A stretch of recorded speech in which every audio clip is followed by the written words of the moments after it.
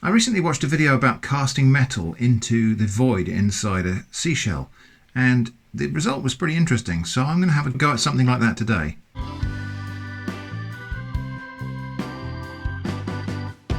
So I've got these whelk shells. I picked these up on Hamble Shore this week, and actually let's just go and have a look at that. It's a piece of beach near Victoria Country Park that we walk a fair bit, and whelks are quite common on that bit of seashore there. Most of the shells there are slipper limpets and cockles and other sorts of clams, but there are some quite nice large whelk shells. Now, these are fairly small compared to the shells I saw in the video. I think it was Robinson Foundry. I'll link to that here, and it's worth a look because they did some really nice castings with different metals. I haven't got the equipment to do aluminium or copper casting, but I can do pewter. So I'm going to try and cast pewter into the inside of one of these shells. In fact, what I'm going to do is make a silicone mould that holds this shell while I cast metal into the inside of it. And then I'm going to remove the shell from the silicone mould and cast into the same void, which should give me a metal replica of the outside of the shell, which I think could be quite nice. I've got two different shells, and I've washed them, and I didn't bake them in the oven. I just left them on a sunny windowsill to really completely dry out for about a week. Don't eat them, please. Now this might all go horribly wrong, but I think I need to seal these shells so the silicone doesn't get right into the kind of texture of the pores and so on. So I'm just going to first seal it with some PVA glue. The idea is really not to alter the shape of them at all, or really even fill in any gaps, but just provide a smoother surface that hopefully the silicone won't bond to. These shells have now had 24 hours to dry, and yeah, they're pretty good. Actually, a nice smooth finish on them now. I think I'm probably going to use the smaller shell, just because this one's got a little bit of breakage on the rim there. This one's just a little bit neater and tidier in general. What I need to do now is figure out how I'm going to cast a mould around this. And I think what I'm going to do is fill up this hole here with wax and then make a sprue that comes out of the top. The kind of wax I've used in the past for this, and I'm going to use again this time, is actually the wax you get on these Babybel snack cheeses. So these things come with a coating of a soft, pliable wax. Just put the cheese to one side, I'll eat that in a moment. Yeah, the wax on these cheeses is kind of moldable, and it's very, very useful for these sorts of projects. They're not paying me to say this, but yeah, I've used this in the past. You can actually make little models out of this wax. You warm it up in your fingers a little bit and it'll soften, and it's almost like modelling clay, and you can make stuff out of it and use it in a lost wax casting process or something similar like that. This time it's not lost wax, not exactly anyway. Oh, Eva. Anyway, I'm going to fill this hole here, the opening in this shell, with wax. And then I'm going to create a sprue that comes off of that. I have been saving up these pieces of wax for a day or two now, so I've got a few of them here. Hopefully enough. I think I might actually just try to mould a sheet of wax into there to save me having to fill it up too much. I think I can probably just do this sort of thing, mould a sheet of wax into that hole. Pull it out again like that, and then I can just smooth it down around the edges. This does mean that when I cast my replica it's not going to have an opening there, but I really don't think that's avoidable. At least not with the processes I'm having in mind. And now I need to create a sprue that will help to fill this in. And that's going to come off of here, I think. Fortunately, where this is, the way I'm going to make this, I won't have to melt this wax out. I can just remove my shell from the silicone mould and pick the wax away before I recast. I need to make quite a hefty cone at the top of the sprue, because when pewter cools down it shrinks a lot, so I need to make sure there's enough material in the top of the cone, in the pouring spout, to fill in any voids that might appear when it contracts. Now we do have to think just a little bit about whether the metal will need a vent to come out of. When I pour the metal in here, it's going to be competing with air coming out of the mould, and we have a risk of voids appearing. I think I'm going to just have the one filling spout at the moment, which is not what some people might recommend, but what I'm concerned about is that if I provide a small air release channel here, that when the metal contracts it will actually draw that right in and it will create a big void. So first off, I'm going to try it like this. If this doesn't work, I can always drill a vent hole into the silicone mould after making it to let the air out. So I think I'm going to start with just the one filling spout. For a small object like this, it's still possible to actually cast with a singular hole like this. It could be famous last words. Next thing I need to do is cast this in silicone, and what I'm going to do for that, I've got this is a pot that some Sunday or something came in from the supermarket. I'm going to put that inside there, but I've got to fix it down first or else that will just float up because it's full of air. So just going to make sure that it's more or less the right angle.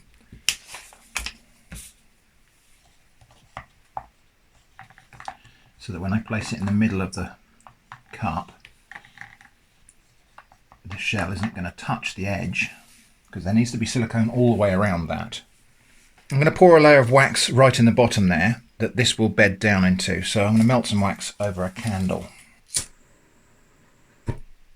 So for this I've got just a little pan I've made out of aluminium foil. It's about 4 layers, just so that we don't get any leakage, and I'm going to work on scrap paper.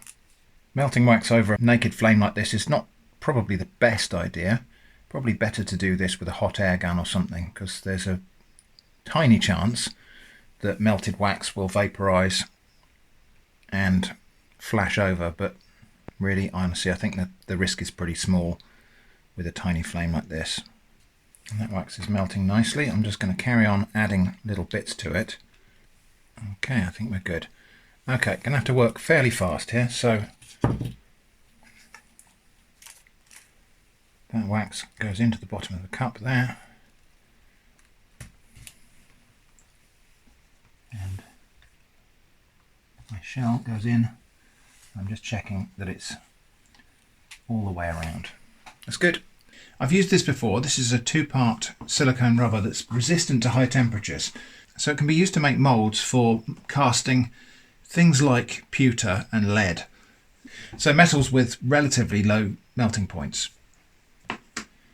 Working on a tray and on paper, kind of belt and braces, this stuff is very gloopy. Okay, there I reckon, and I'll stop now because it takes a little while to tail off. Okay, and that's 74.83 grams. So I need to now aim for the same amount of this one. So 74, we'll go for basically 75 grams of the stuff. Right.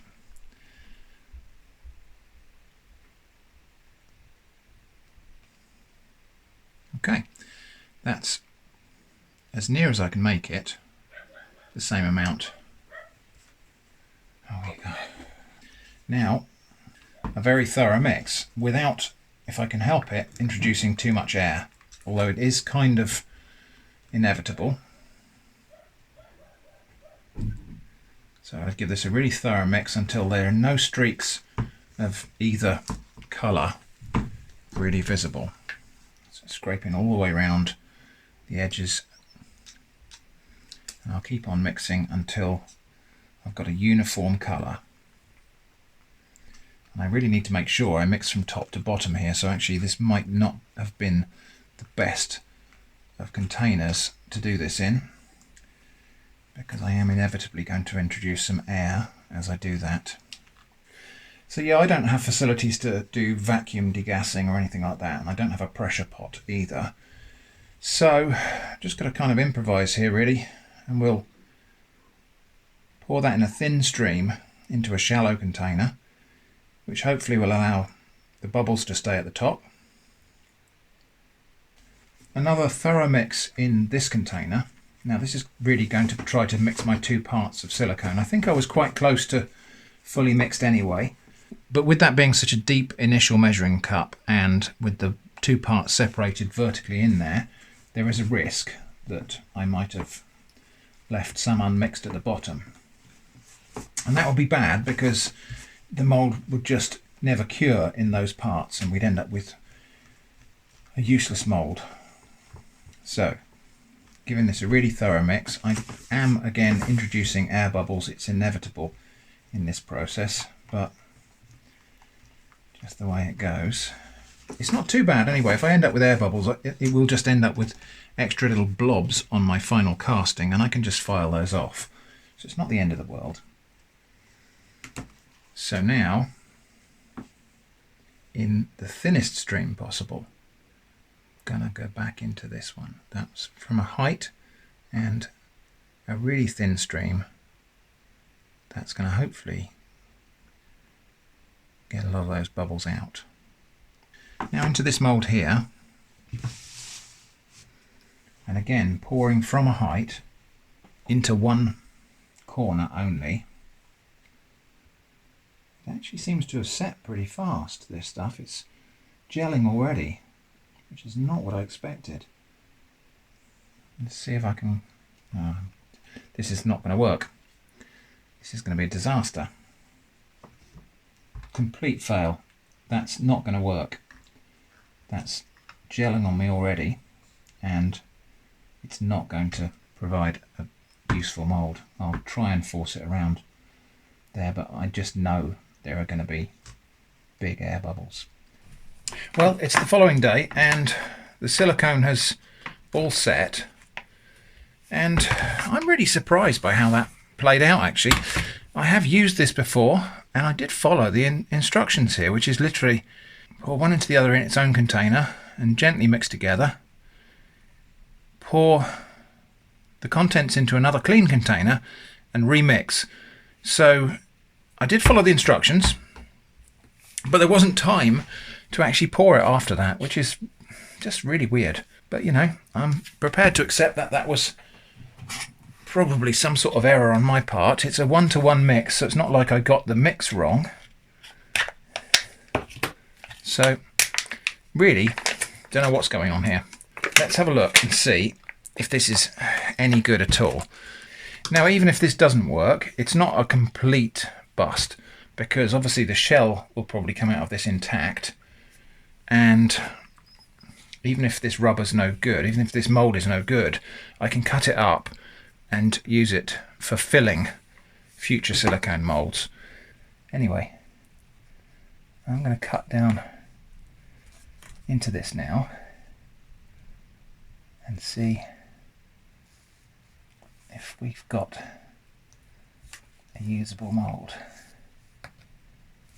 I might actually be able to do it without cutting down both sides. That'll be ideal. Okay, I can stop there because I think I can probably get that shell out. So let's have a look. Yeah, now there are some very big voids in there. I can see a big bubble just there, and I can see another void there. Yeah, okay, but my shell is fine, and the good news is that the glue did help it to separate from the silicone, so I know that works. All I've got to do is put that back on the sprue and then put it in another cup, which I have got another one here, and then we'll try that again, and I'll just be a little bit more brisk with the mixing this time. So what I'm going to do with this piece of mould, to save a bit of waste, we can cut this up. We're going to create some so-called chunkies. And what happens here is I'll pour the silicone in here, and if there's not enough silicone, or even if there is, I'll just top it up with a bit of this, cut into smaller pieces obviously, and push down the side, and pushing set silicone into the unset silicone will raise the level of the liquid. I think one of the things might have gone wrong last time was I poured both parts into the same container, and there would have been reaction at that interface. there would have been like a layer of reaction between the two parts, and that would have started the clock ticking before I started stirring. So this time I've weighed out 75 grams of each of the parts in separate containers, and now is the moment of truth. So camera angle might get a bit awkward here, but I'm just going to go for it. So get all of this into there, and I'm going to give this a really thorough stir in here, and I'm not going to do this decant to a separate pot thing, making sure I scrape right down to the edges and to the bottom until I can see no streaks of white in amongst the red. And now pour. And so again, we're going to go for a really, really thin stream. I'm going to try and avoid hitting the shell. Just pouring a thin ribbon into one place. And this should allow any bubbles to come out. And as the liquid rises up around the object, it shouldn't leave any bubbles. I'm being very careful not to just drape this over the top of the object I'm trying to coat, because that is a sure way to get bubbles on a surface.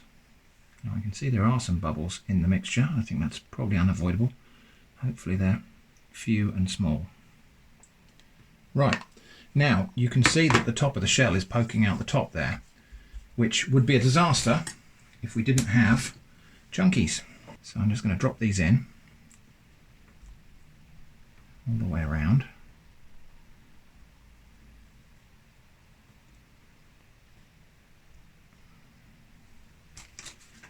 And then push them down.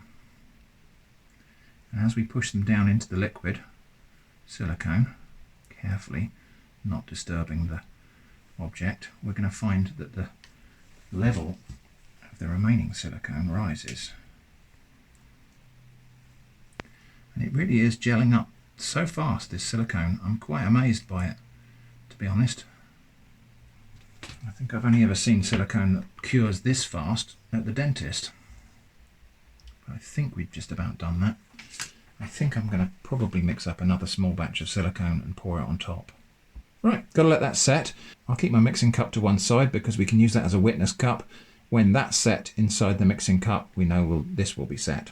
It's the following day, and this is set up really nicely. In fact, I think this must be a different silicone to the one I used previously. Even though I bought it from the same vendor and I bought the same product, what I've got is something, it's just a lot more firm. That's not a problem, but there's something about this silicone that's just setting up a lot quicker. Just seems a bit more reactive in general. But I don't really see that as a bad thing, because that just means we've got a firmer mould. It looks pretty good. There are some bubbles in the top here. This is the bit when it was gelling a little bit, so hopefully that's not going to affect the casting itself. I'm just going to take that wax plug out the top there, because then I can see down into the shell to where the shell is, and I can decide where my cut line is going to be. What we're going to do is pull apart and make kind of zigzag cuts down here, because those will close up together more neatly than a straight cut.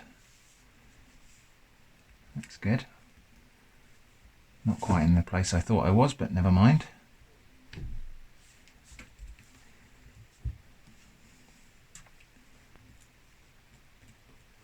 Okay, I think I'm at the place where I can take the shell out.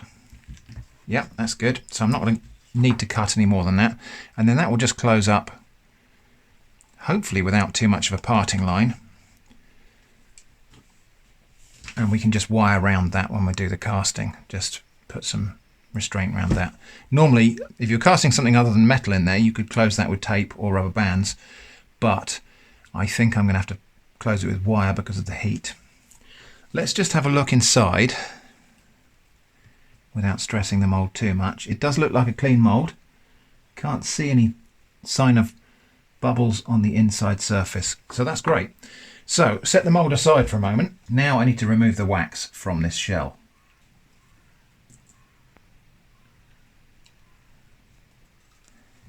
I'm just going to use some wooden tools to scrape the rest of this wax out because they won't damage the shell.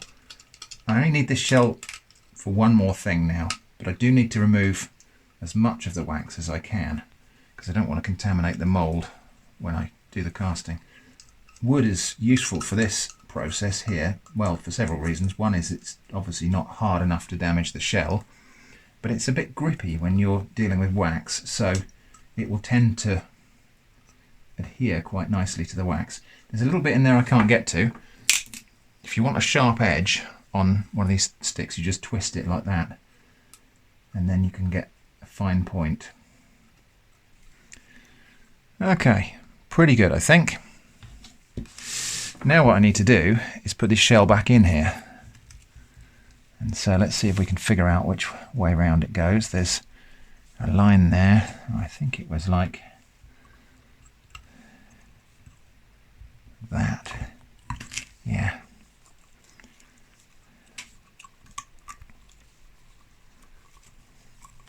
It doesn't matter too much for this because all I really want is a funnel thing that will...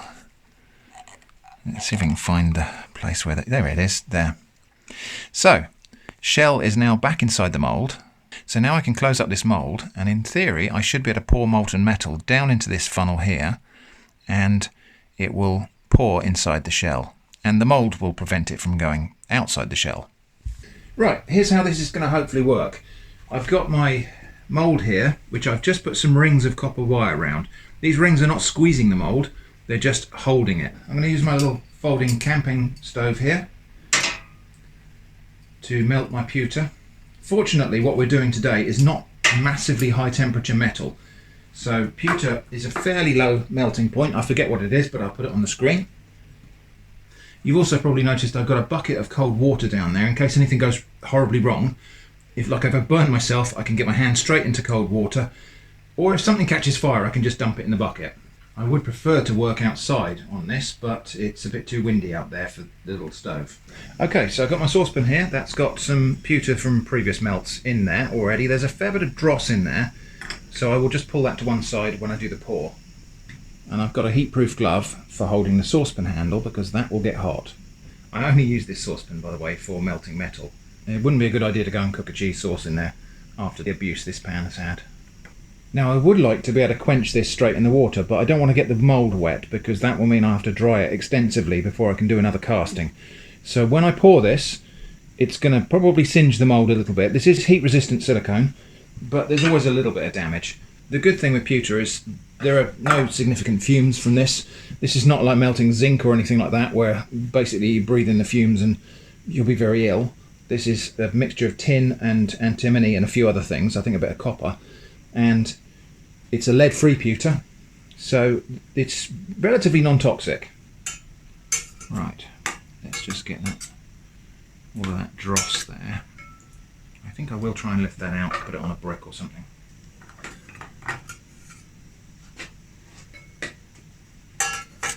Pull it all to the back, so we get a clean pour from the front. Right, I think we're ready to pour.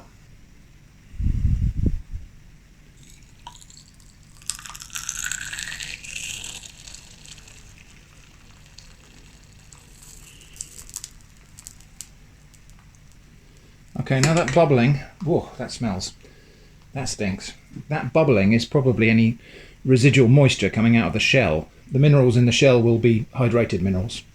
What's good though is that is sitting there nicely. All the bubbles have finished now, so hopefully that metal's got all the way down into the shell. We've got to wait for that metal to cool down and solidify. You can see a little depression forming in the top of the sprue there, and that's the metal as it cools is contracting and it's drawing more of the liquid metal down from the middle of that cone. Hopefully there will be enough in there that we don't get contraction voids. I've been off and had 11s. This should be cool enough to handle now. So I'm just going to carefully take off these rings. I've got one glove on because I need one dexterous hand and one protected hand. It's probably still going to be quite hot. So I'm going to get this undone and then dump it straight into the water. As I say, I would have liked to have just quenched it all directly in the water anyway, but that would wet the mould. And then I'd have to spend ages drying it out. Okay, that's the piece. Out it comes. It seems to have worked. A little bit of spillage on the outside, but not a problem. Okay, straight in the water. So let's just have a look at the mould. No massive damage to it. It's hot on the inside. Just going to shake any loose bits out of there. Give that a brush out. And we're ready for casting part 2, which is going to be trying to make a replica of the shell. So that was the casting of the inside of the shell. This is going to be casting of the outside of the shell. Let's get that pewter melted again, and we'll go for casting the shell replica now. Right, we're ready for second pour. Let's get that in there.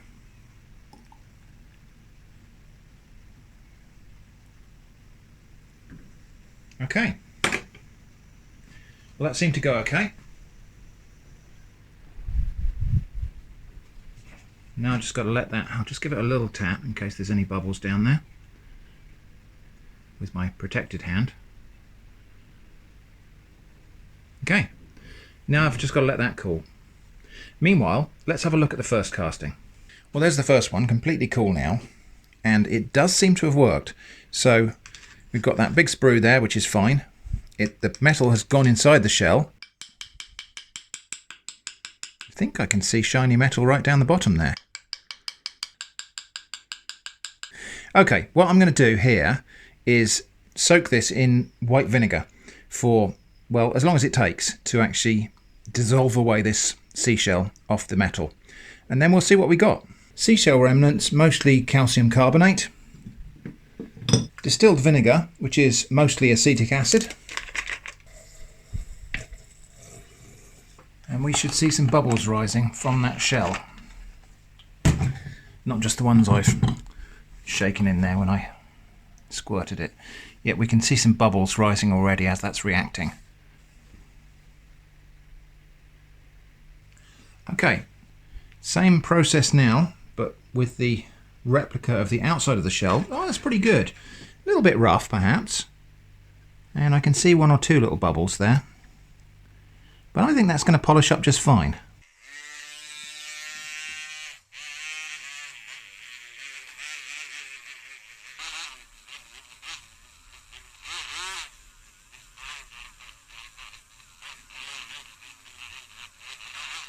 So a bit more polishing with a slightly stiffer brass brush, and yeah, it's starting to take on a little bit of shine.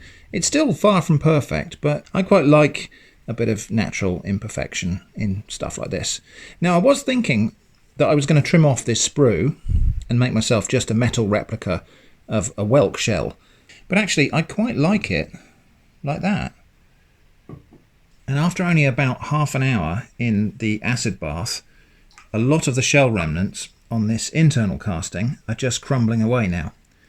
So without scratching the casting itself, I can actually just pick a lot of them off. I am really pleased that the metal made it all the way down to the bottom. So I'm just going to pick away at some of these bigger chunks here. And what I'm doing is getting the screwdriver on the edge of the shell and pulling away so that I don't scratch the casting.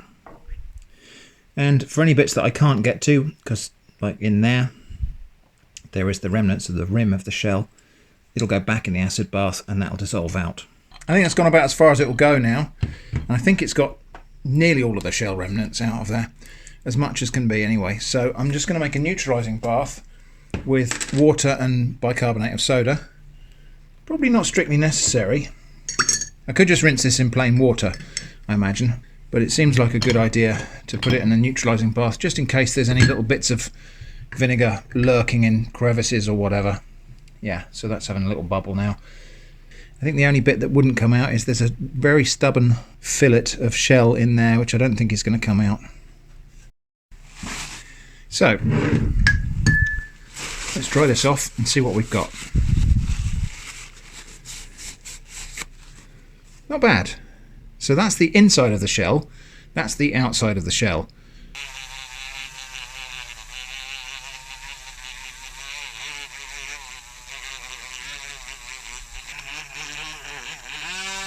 Well, there they are, the finished objects, the inside of the shell and the outside of the shell.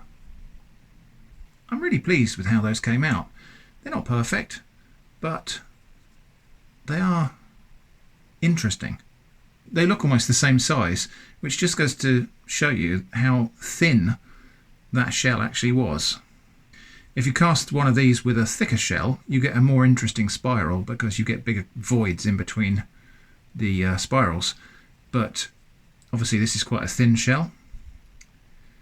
But yeah, I'm quite happy with those. Now, they're not very much used for anything, although you could use them as chess pieces or something like that. So you could make a set of chess pieces like this. Perhaps you'd spend a little bit more time crafting the base. If you wanted to make this into a more decorative piece, you could spray that with automotive paint and then rub it back so that the high spots showed through silver, and it would have like an inlay effect. So if you sprayed it with a really deep blue, for example, then you could rub it back and you'd have silver laced with little pockets of deep blue in all the crevices. So that might be quite nice. Well, that went well, I thought, and I'm not finished with this silicone mould yet, but I am going to wash it out now because we've finished with metal casting for today. But we can use this to cast resin as well, because it's the same silicone that I use for casting my keycaps. So I'm going to try casting resin inside this because I actually have an idea of how we can make something that's actually useful out of this mould. But I think that will be in another video, so when that's ready it'll be linked here. But I might cast a set of additional pieces which have some utility, so a bit of a teaser for the future. Have a guess in the comments if you think you know what I might be going to do with these. So this is just the first part of this crafting journey. I hope that was interesting. Thanks for watching, and I hope to see you again soon.